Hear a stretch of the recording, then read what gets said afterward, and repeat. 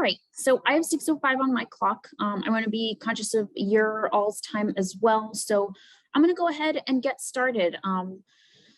Thank you for joining us tonight, taking some time out of your evening to hear about the Rainham Master Plan as we do kind of the big reveal tonight. I want to reintroduce myself in case you haven't seen me before at any of the other meetings. My name is Lizeth Gonzalez. I'm joined tonight by Philip Hugh, who's a great colleague of mine and will be helping us out tonight, keeping us all on track. So without further ado, we're here tonight for the virtual open house. Before we get started, as many of you know and are super familiar with by now, we just want to make sure that we're all on the same page when it comes to this meeting. If you could, please remain muted during the presentation. If for any reason you have a question or you want to raise your hand, use the raise hand feature and we'll get to your question. Additionally, feel free to use the chat window for any comments that we can touch on at the end of the presentation.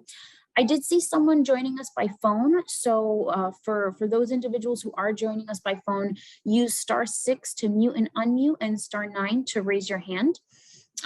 Philip and I will kind of be keeping track of hands and chat features and stuff like that to make sure that we're getting everyone's questions answered. If for any reason there's some kind of disruption or the dreaded Zoom bomb, we'll shut the meeting down and feel free to join back in 5 minutes. But we haven't had any issues and fingers crossed that stays that way. As I mentioned before, my name is Lizeth Gonzalez. Philip and I are both part of the Southeastern Regional Planning and Economic Development District. SERPED is the regional planning agency for Southeastern Mass, and our goal is really to create plans and policy that reflect the vision of our communities. And for Rainham and its master plan, what that really translated into was really being a shepherd of this process. Nothing that you hear tonight is anything that we created or we thought of. This is all ideas and visions that came from the different feedback methods that we heard all night and during all our workshops. So with that, I want to talk a little bit about the process that we went through. Tonight is the culmination of a really long process, but a really fulfilling process that I think if any of you have attended any other meetings or participated in the activities, you'll know really what we're talking about.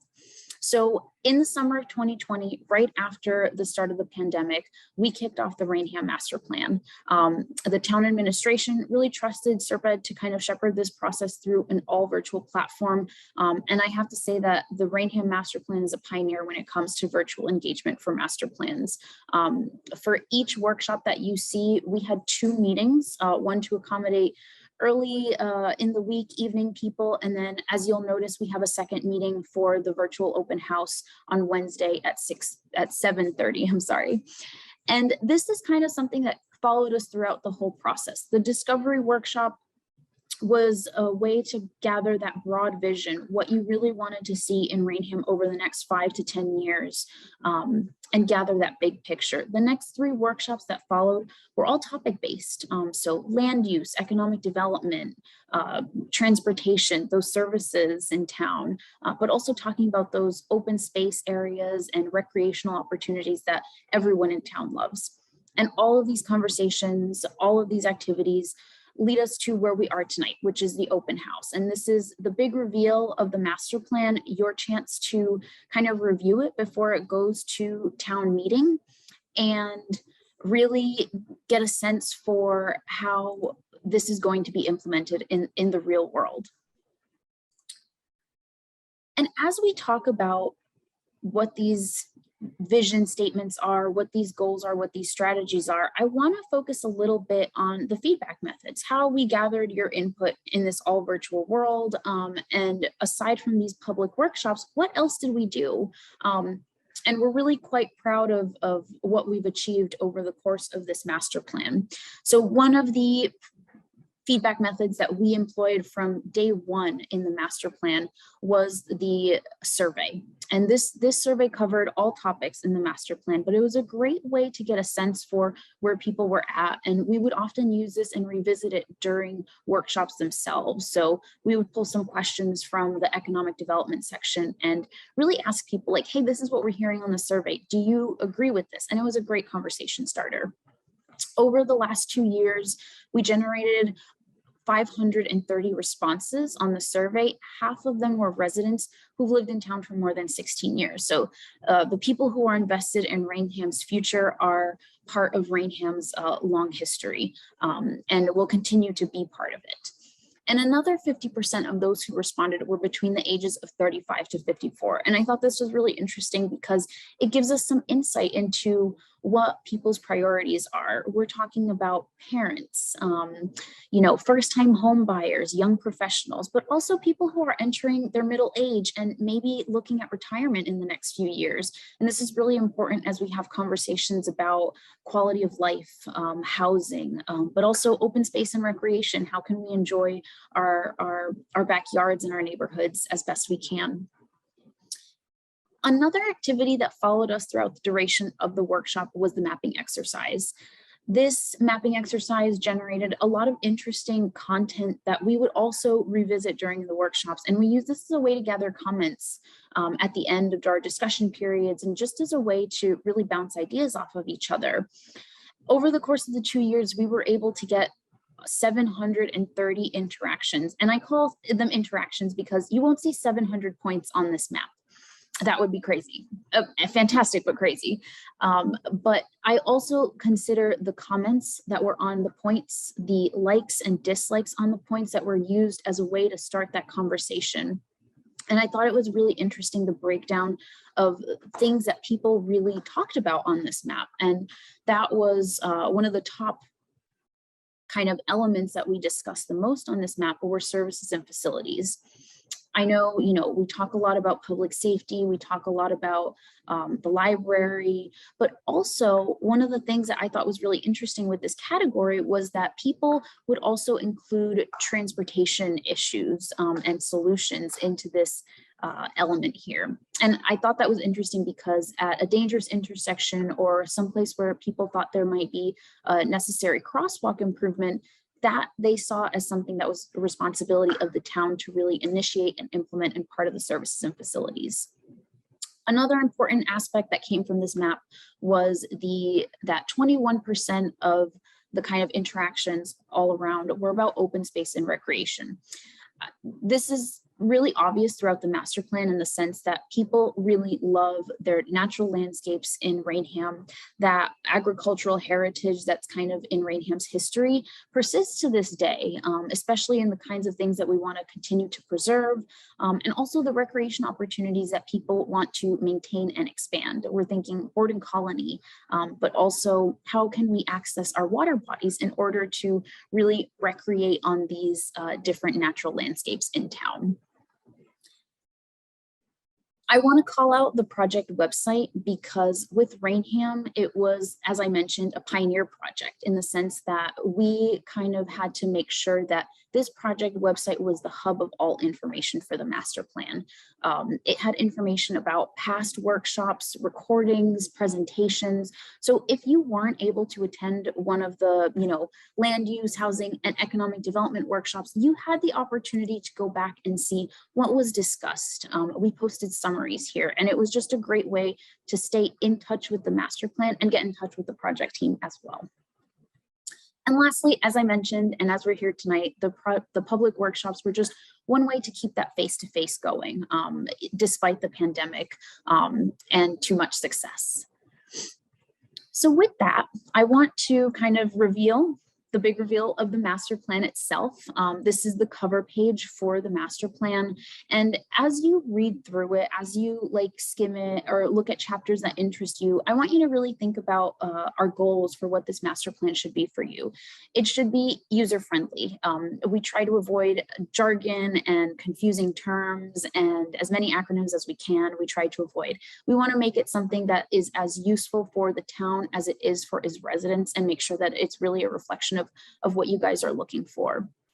It should be concise. There's a lot of information in the master plan, but at the same time, we try to really get to the point of our goals, our strategies, and how we can achieve that big vision.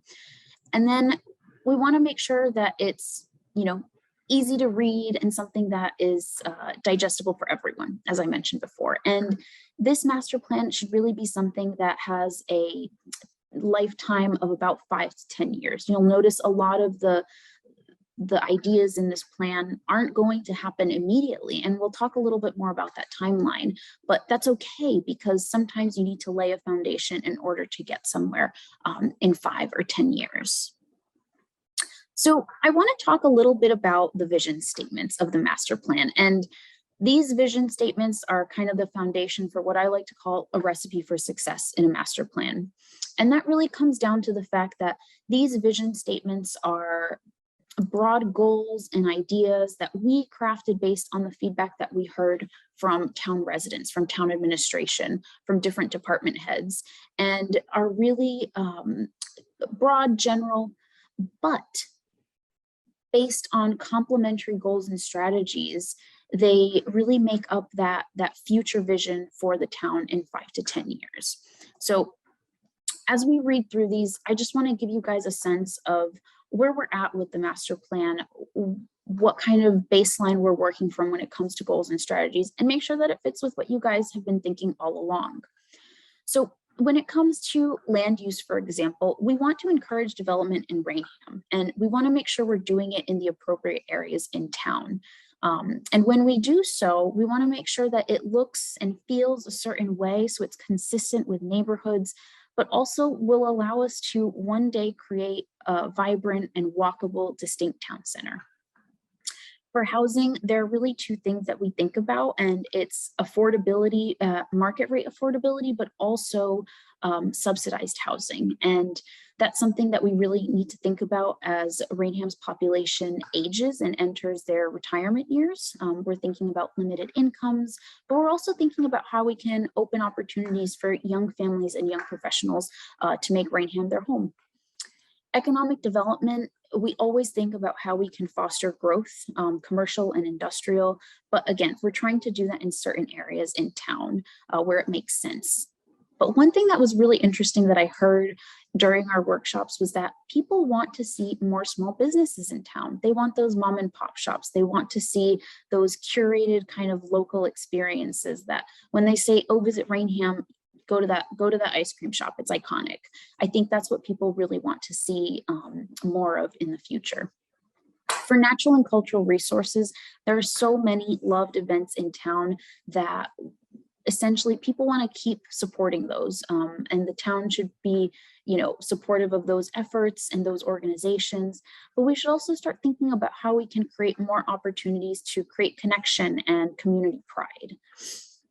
For open space and recreation, I touched on this a little bit earlier. People love Borden Colony. It is the biggest recreational site in town, but there are other places that people want access to in order to, kayak or access fishing. And I'm thinking the Taunton River and Hewitt's Pond, right? So how can we increase access to all these beautiful places that we have in town? Services and facilities, I think the top thing that everyone thinks of is the public safety complex, and I'm right on board.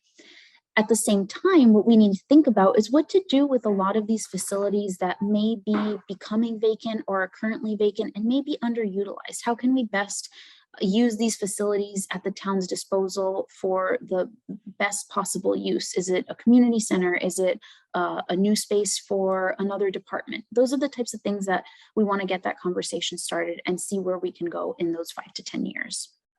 And lastly, transportation and circulation. It really goes down two paths, to pun intended. When we talk about transportation, we think both about our roads, congestion, whether or not they're dangerous intersections. But another thing that we heard was that people want to have more opportunities to walk and bike around town.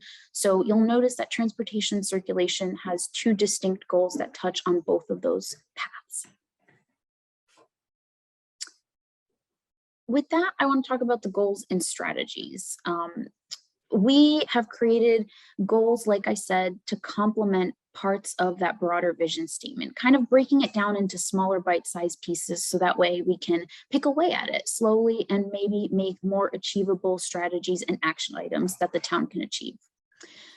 This here I know the master plan is pretty hefty. There's a lot to get through. If you want a quick summary of what the different vision statements, the goals, and the strategies are, I really recommend you read through these. I won't go through them all because they are quite a bit, but over coffee on Sunday, when you have some free time in the morning, take a second and read through these and just make sure that they really fit that vision that you guys have for the town, and whether or not that's something that resonates with you. And I want to point this out here. This is a link to our feedback survey. If there's anything in particular that you want to comment on, it's a section, it's these goals, you can click that link there and it'll take you right to that survey where you can submit comments to us, and you can take that survey as many times as you like. The last thing I want to touch on here is how to read the master plan. That's pretty obvious. I know everyone knows how to read their plan, but I want to break down the formatting and how you can kind of interact with it to get the most out of this. So when we format our goals and strategies, we do it in a very kind of consistent way. So that way it's the same experience on every page. This is goal 6.1.4. And here we are talking about services and facilities, and you'll notice that they're all kind of color coded to their chapter. The vision statement here is that we want to provide modern and accessible facilities. The overall goal that kind of breaks that down a little bit more is that we want to provide municipal facilities that meet the needs of the entire community. And so how can we break that down further and make it into a really actionable item? That's our strategy, which provides that clear description of the actions that the town should take in order to achieve that goal, but also that broader vision. And here we're really talking about developing and implementing an ADA self-evaluation and transition plan. And you can see we describe it, what it is, how you can do it, and different resources that are available to the town. I want to point out this gray little box here. You'll see it with every strategy, and it's really just a standardized way to kind of interpret, priority, whether or not it's high or low, and the flexibility of that timeline to implement it. And for us, we describe it as flexible or immediate. And that's this little guy right here, if you can see my cursor. We also like to identify the responsible parties. When we talk about these strategies, we like to give out who in town is responsible for kind of shepherding this action item, and this leads often to implementation. We also describe performance measures that drive that goal forward, that keep momentum going.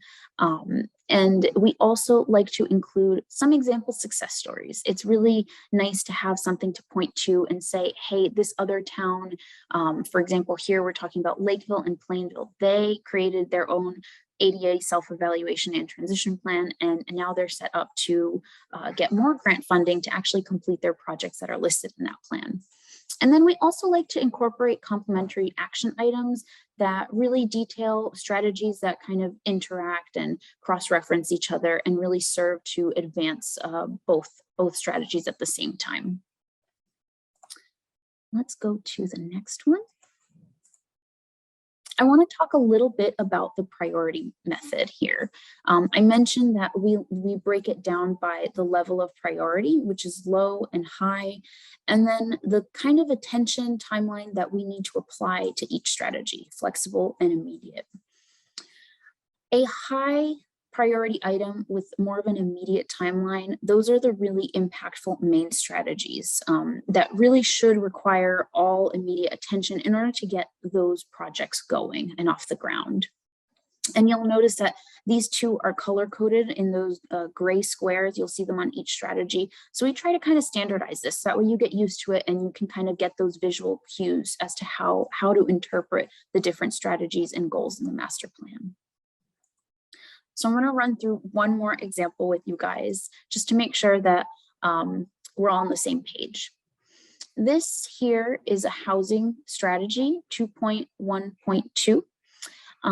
The vision statement for this one is to increase Rainham's housing stock and ensure affordability to enable residents to age in community and open Rainham to young families and first-time home buyers. So how can we break that vision statement down just a little bit more? we talk about diversifying the town's housing stock to meet the needs of the entire community. That's our goal. We break that down just a little bit more. And with that, we need to apply an action item. This strategy talks about modifications to the existing adult retirement community bylaw in a way to allow more developments of that type in town. We kind of list some of the barriers and some potential solutions. And then with this, we also, as I mentioned, talk about priority. It's a high priority item that would make a great impact in the housing market in town. And it's something that can be completed immediately. And that's within a 1 to 2 year timeline again. With this, we're talking about the responsible parties, and that's planning department, the building commissioner, as well as the planning board. These all have to work together in order to get this one action item kind of across the line and checked off. We also talk about the different performance measures related with this strategy. How can we kind of get this started? And it starts with completing an assessment of the bylaw itself, drafting potential amendments, and doing so by the end of 2023. That's our example here. And then when we talk about what the next step is, it's really proposing those changes, going through the proper channels to make that change official through the planning board. And then we talk about example success stories. So that is just an example of how to kind of interact with the master plan, how to read the different goals and strategies.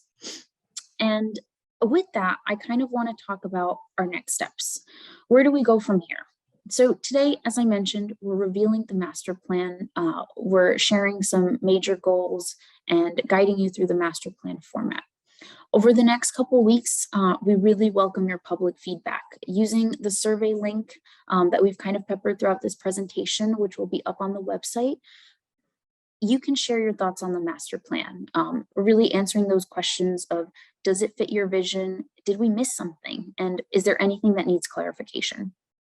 And then by mid-March, we're going to do a last call for public feedback. We'll close the survey link, and then we'll really begin to incorporate those final comments into the final draft of the master plan that's sent to the town. And then by late March, we'll submit the plan to the planning board, do a presentation with the Board of Selectmen, and be at town meeting at some point in the future. So with that, I want to again note you have the option to share your feedback here through the form. I left it easy at the end of the presentation, and you can also visit the project website if anything comes up. So with that, I want to stop talking and I want to give you guys a chance to give me your first impressions. If you want me to go back up to the goals and strategies, I'm happy to talk through some of those with you as well tonight. But I do want to open the floor up to you guys.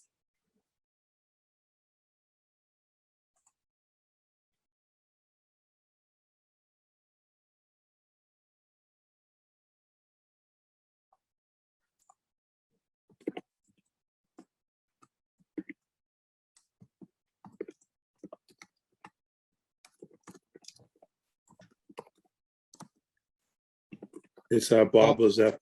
It's still digesting a lot of this, but the preamble here, if you will, is very well laid out.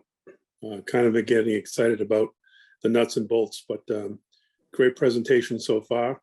I think we're moving in the right direction. So I don't have anything for questions yet. I'm sure I will next time we meet, but kind of getting excited to see the whole presentation.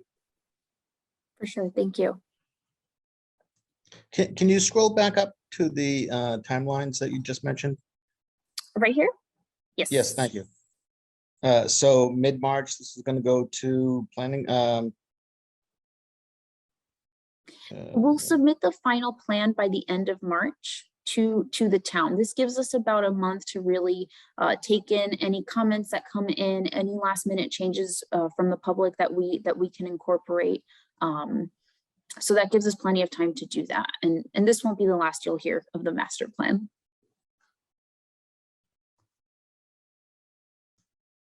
Okay. So until then, we have the opportunity to go back in and provide some feedback. Yes, so on the project website, and actually let me X out of here, that way I can show you guys.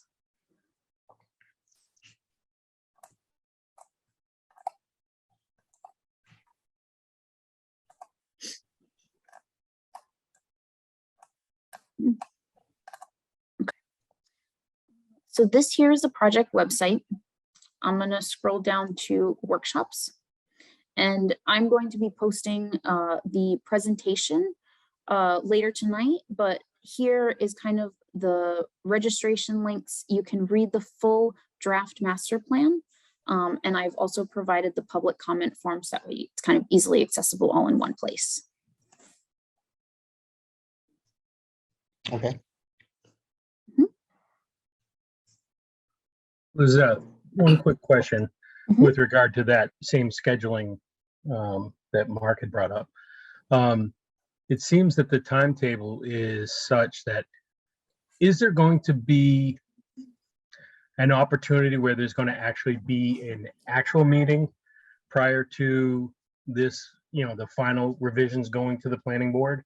I know these Zoom meetings have facilitated a lot of good things over the past year, but many boards across the state and in town even are meeting in person. Are we planning on trying to do that at all, or is that a no-no? So we haven't discussed that at the moment. It's something that we could put on the table, but based on our timeline, I don't know if we'd have the time to put something like that together. It just seems that to skip that step, I don't know, where it's no longer a pressing, we're not obligated to do Zoom anymore.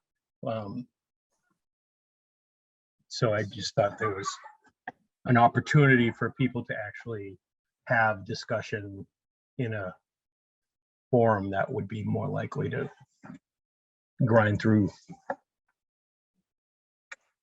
I mean, just something. Are you looking to discuss anything in particular? Now, unfortunately, I had to come in late, so I didn't really get to read through this thoroughly. It is Valentine's Day after all. I don't know who thought that tonight would be the best night for this. Maybe they, but that said, I mean, there's a variety of things. I'm going to want to read every sentence in line and go over that type of thing. Some of the, so I don't have, I mean, I'm not complaining about it. I don't go, oh my God, this is terrible. I think this is fantastic. You guys have been doing yeoman's work. I just, the process is more what I'm talking about than the actual details. For sure, I hear you. I mean, if there is something that you find in the master plan that you'd like to discuss with me, I've made myself available for a number of individuals when they want to talk about the master plan. I know with COVID and the pandemic, it's kind of, we've been dealing with a lot of uncertainty back and forth between yes, we can, and then no, we can't, and just following policies here and here. Lizette, this is Bob again. So as far as public forums, we're here at one tonight. There'll be another one on Wednesday night. It will go to the selectmen on the evening of March 29th. That will be a presentation that you will be making to the Board of Selectmen. It'll be up to them at that time to decide how many people are appropriate to be in one room. I would imagine that will be a public hearing. Once it leaves and it's accepted by the selectmen, it will go to the planning board, which there'll be another public hearing, which we're hoping we can get through with one public hearing. But if it's the decision of the planning board that it needs more than one, then we'll have a second or a third public meeting. The goal here is to try to get this in front of town meeting in the spring. If the selectmen and the planning board think it's too early or there's no more work that's necessary, then they will hold it off until the fall. So the public meetings, the public forums are here beginning tonight, Wednesday night, and then in front of the selectmen and the planning board in March and April. Thanks, Bob. Lizette, we have a question from the chat. It says, Oh, I am very concerned about the cranberry bog purchased by the Rifle Club. What can you tell us about this? Yeah, great. So let me pop open this one here. Let's let's go over to, okay.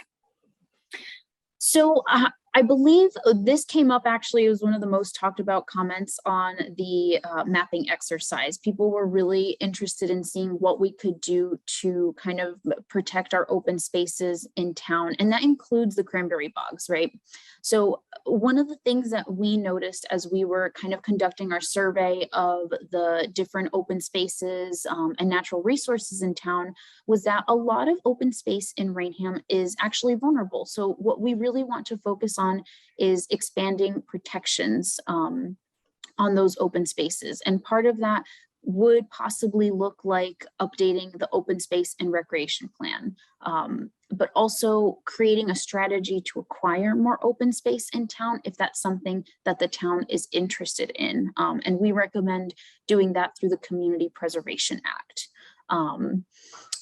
You know, it's really tricky when we talk about these open spaces and all the different kind of policy solutions you can apply to them. When it comes to the cranberry bogs, for example, that was one of the core things that really jumped out to us, that we probably need to do more when it comes to protecting our spaces through policy, bylaws, what have you, but also acquiring where necessary. We had another question. Are we looking at putting in more sidewalks, in particular Center Street? Yeah, definitely. So let me get to that one too. I'm glad we're talking about some of the specific different topics, that way we can kind of peer through the different goals. So this here is the transportation and circulation chapter of the plan. And we actually, based on the overwhelming comments that we received, people want to get to and around their neighborhoods safely, right? And that sometimes means putting in sidewalks or having specific bicycle amenities in town. So we recommended the town conduct a town-wide bicycle and pedestrian plan. And this really is a great way to inventory what streets need these types of solutions, where it's best placed, and how to apply these solutions, because not all roads are the same and can have the same kind of solution applied to them. So we heard that a lot in the plan. We make recommendations to really move forward in kind of that direction. We also talk about participating in the Mass DOT Complete Streets program. As many of you know, with the construction and project going on Route 138, that's going to change a lot of the makeup of that roadway. Anytime that Mass DOT comes in and makes improvements on a road, they're putting in sidewalks and they're putting in at least some sort of bike lane. So you're going to see that on Route 138 for sure, but participating in the Complete Streets program will expand that further out into other parts of town. So we have that to look forward to as well. Hi, this is Karen Duarte. Could you tell me if there is some recommendation for how Route 138 is zoned? This has come up several times in the past, and I know that it was part of the last master plan. I'm wondering what's been laid out for this one. Yeah, so we hear a lot about that. And I think when it comes down to it, we have recommended, let me see, land use, the 10 zoning. Yeah, so I'm going to point that out here. Strategy 1.1.1, this one talks about Route 138. So we want to talk about encouraging low intensity, attractive, and compatible mixed use development along Route 138. One of the things I've heard a lot about, you'll see me poking around in the Rainham residents page a little bit as I'm kind of advertising all these different events. I heard people talking about a drive-through going in again on Route 138 and people not being really happy with that. So one of the things that we consistently hear is that we want Route 138 development on there to be compatible with the neighborhoods that are in that area. And the only way to really manage that and control that type of development is through land use and zoning. So we want to take a fresh look at that and really apply these ideas that we have if we want them to look a certain way, if we want them to be of a certain scale and not too large that they overwhelm the neighborhoods that they're in. So that's kind of where we're at with the recommendation. I don't know if you recall, but the last time that study was completed, the Route 138 study, there was a kind of draft bylaw that was put into play, but I don't think ever was officially adopted. So I think it might be time to revisit that if we really want to change the course of the direction of and trajectory of where Route 138 might be going. So I'm not sure if what you just talked about was specifically what I was talking about. It was, is there a recommendation to change the zoning? It looks like strategy 1.1.2 maybe speaking to that. So let me explain the difference. 1.1 talks about zoning specifically. So we're thinking like setbacks from the road, how far away it can be, the height of a building, the size. Design guidelines, these really talk about the architectural form and design of the building. So do we want all storefronts on Route 138 to have certain types of windows or a certain number of windows to make sure that it's, a pedestrian friendly and open space for people to kind of walk through and peruse the stores? We want to maybe talk about signage. Is that something that we want to make standard on Route 138? These are just some examples, not necessarily things that we're saying need to be done, but design guidelines can go a long way in creating more of a cohesive commercial corridor. And then zoning is 1.1, which talks about more of the structures and size and how far away they are from the road front. Does that make it a little bit more clear? No, it doesn't. I'm sorry. I mean, I get what you're saying of what it's doing, but what I don't understand is there a so and maybe I'm misunderstanding what this is and what the intention of this is. This seems a little bit vague, and that's a good thing, but that can also be a bad thing. The master plan at one point had where 138 should be zoned commercial or a mixed small business and commercial. And that was what the town wanted to see, yet over and over again, residents have spoke up at town meetings, and that is not what they wanted. So what I'm trying to understand is this master plan going in that direction again? I believe that is where we are going. I think based on what we're hearing, like I mentioned, people have issues with how Route 138 is developing. It's too big, the drive-throughs, and they're unhappy with that. So one of the ways that we recommend kind of putting a pause on this or managing it a little bit better is to change the zoning. Route 138 is zoned commercial, and clearly there are neighborhoods around there, so there's a mix of uses already. I think one of the things that this master plan can do is further support that argument to create a more cohesive zoning kind of overlay district, for example, that makes those two uses a little bit more compatible with each other. Lizeth, quick question with Okay, regard to thank you. that, to piggyback on Karen's question. But so where these properties are currently zoned commercial, there's only so much that we can or would even want to try and tweak that zoning, as it would open us to potential liability for, unfunded takings and such if we started to take, property owners' rights.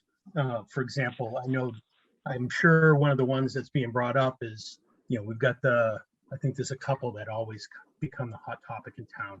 What's that old Chinese restaurant over on 138 that almost was a Cumbies and now is going to be maybe a Taco Bell or something like that. It keeps getting thrown around.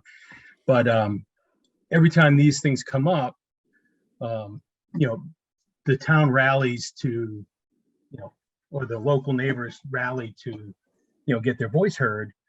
But on the other side of that coin is if we go and take somebody who has a 2-acre parcel that's zoned commercial and we say you can't now use it commercial, that's a taking.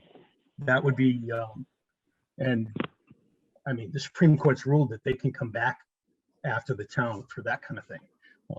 They did it in Vegas. They did it in a variety of places. So we have to be careful how we modify how zoning impacts a zone without overstepping and stealing some property owners' rights. Yeah, I agree. I think that's a great consideration to take into account. One thing to think of is that, say, for example, if the town chooses to go in the direction of an overlay district, the underlying zoning still applies. And any property within that zoning overlay district, for example, could use the new zoning if they choose to. It's a matter of creating more flexibility and more opportunity. And I think to address that, the master plan makes a general recommendation. So we need to readdress and revisit the zoning on Route 138, but we do not really say what that zoning should be. We offer recommendations like changing setbacks or making sure that buildings are 2 stories instead of 5, for an extreme example. But that's something that's left to the discretion of the town as to how they choose to implement it. And I think that's really key. The master plan really leaves kind of a blueprint out on the table, and it's up to the town to take it to that next step and be like, okay, based on this recommendation, we need to revisit zoning. When they revisit zoning in that area, what are the changes that they are going to make? That's something that's left at the discretion of the town to make that choice.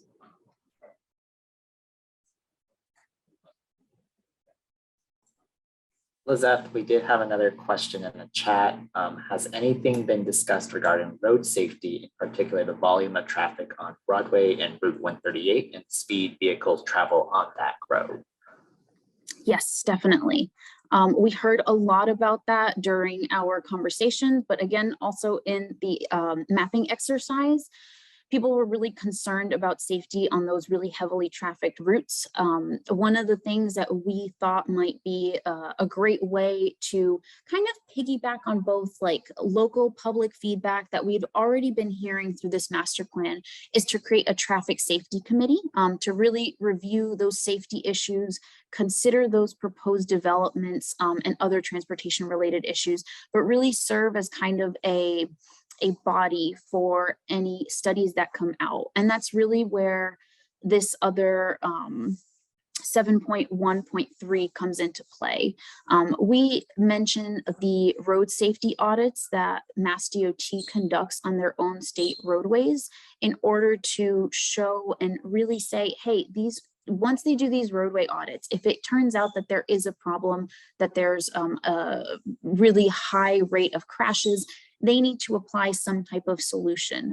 So one way to really get those solutions in place is to conduct these road safety audits. And we tried to complement that with the traffic safety committee as well.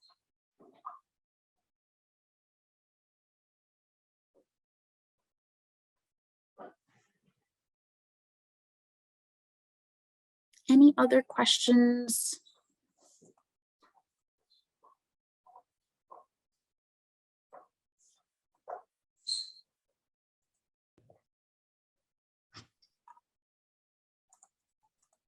So what we're seeing here is under the draft master plan. Yes, so this is actually a very summarized version of everything.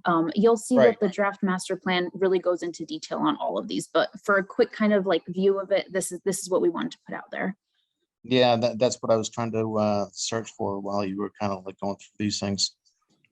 Let me see if I can send the link to everyone of the presentation. I think that might be helpful.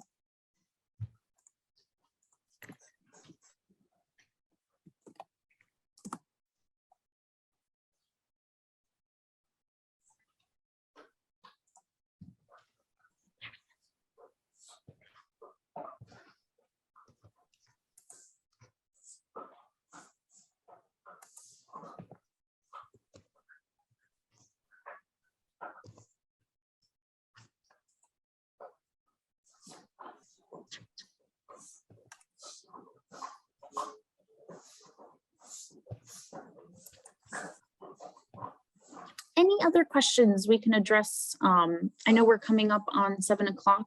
I want to be conscious of everyone's time, but we'll be here for a few more minutes if anyone has any questions.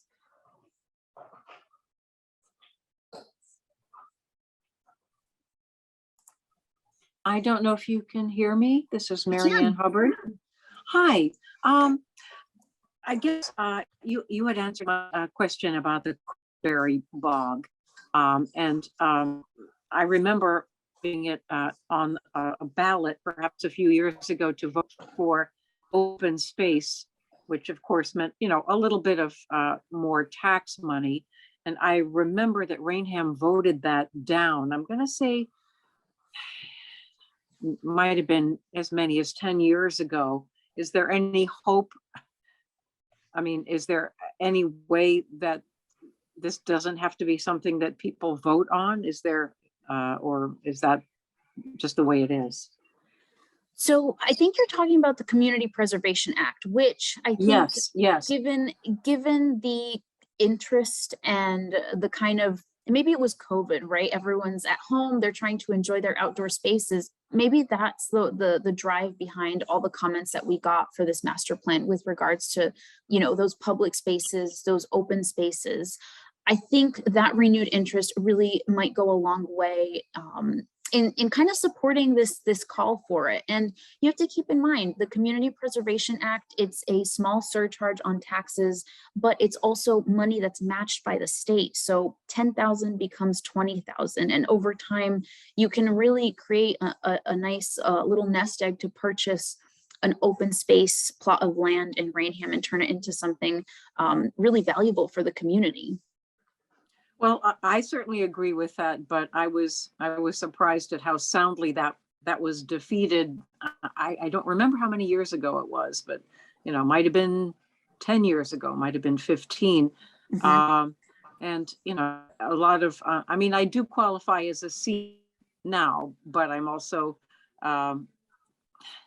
thinking about people that are having a hard time economically now. You know, nobody wants to vote their taxes higher. There are some of us that would do that to preserve the open space, but is that really the only option for doing something like buying back that land from the Taunton Rifle Club? Unless the town is something that they would want to fund, you know, themselves. This is one of the most popular ways for cities and towns in the Commonwealth to acquire open space. And I will say, one of the things that we have focused on more as we recommend adoption of the CPA, it's not just, you know, adopt it, because there's more to it than that. You really need to put out a public campaign, educate people on what it is that this really does and how it can change the landscape in the community. You notice here that when you feel like an open space in town is threatened, you really want to protect it. And the best way to do so is to have those funds available to really acquire it if that's where the town wants to go. Okay, again, I know that many people, it's the pocketbook that speaks most loudly, and you know, people very often don't want to vote their taxes going a little bit higher. So, I hear you. Yeah. Philip, did you have something to say?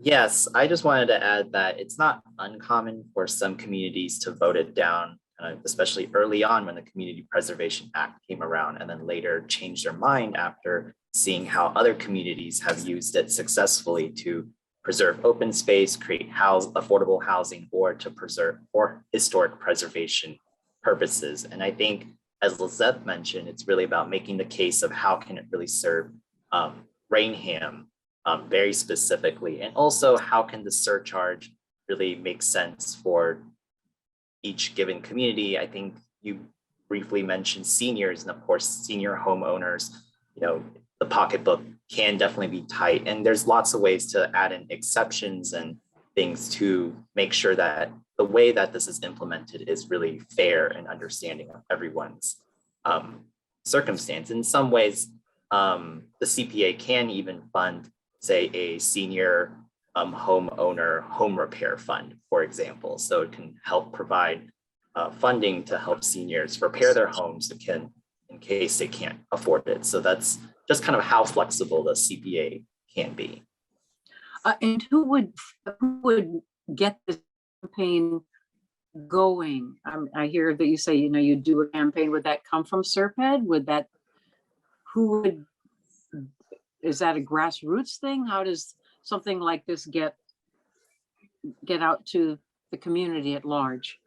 Sure. So that's something that definitely, when it comes to the implementation, again, I call out to that little gray box at each strategy, but I believe for that strategy in particular, we mentioned the Conservation Commission, Planning Board. And if that is something that the town wants to, contract with someone to do that kind of like public campaign, that's definitely on the table. It's not unheard of for communities to outsource some of their public campaigns to create a more like stylized, finesse look for these types of campaigns that are more high stakes, right? But definitely implementation starts internally with the town to really get this going, and to make that decision of whether or not, they carry it out all in-house or it's something that they go elsewhere for assistance and support. So you would recommend interfacing with planning board? Is that Bob Iafrate, you with the planning board, or is that, I can't remember. Anyway, the planning board and the Conservation Commission. Yes. Anything that would go in front of town meeting for a vote would have to, on the warrant, would probably go through the planning board.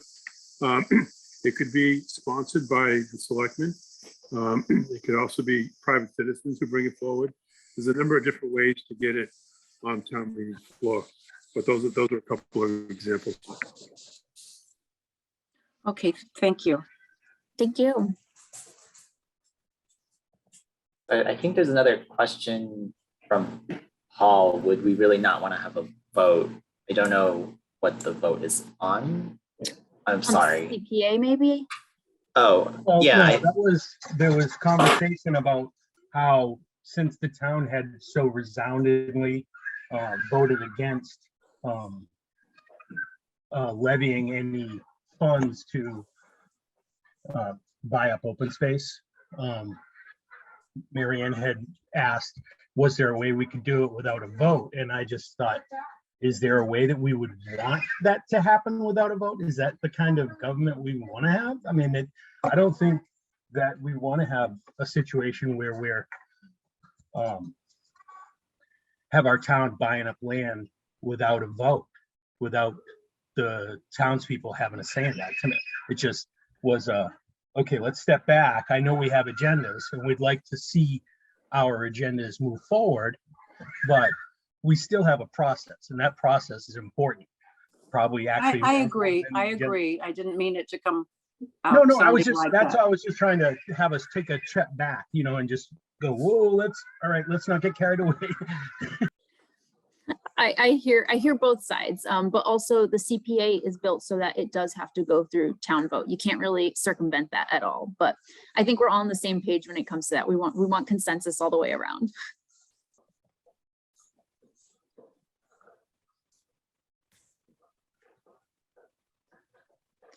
All right, so we are nearing up on 7 o'clock. I don't want to keep anyone later than we need to on this Valentine's Day. I want to thank everyone for joining us tonight, for taking some time out of your evening, and really listening to what this plan is. I know this is a preview. I really encourage you to take a look at the draft plan itself, even if it's just those summary slides that I was sharing in the presentation. Your comments on that will go a really long way in creating a master plan that reflects your vision for the town, and really gets to the core of where you want to be in the future in Rainham. So I really appreciate that. And ahead of time, I thank you for your comments, and I thank you for attending tonight.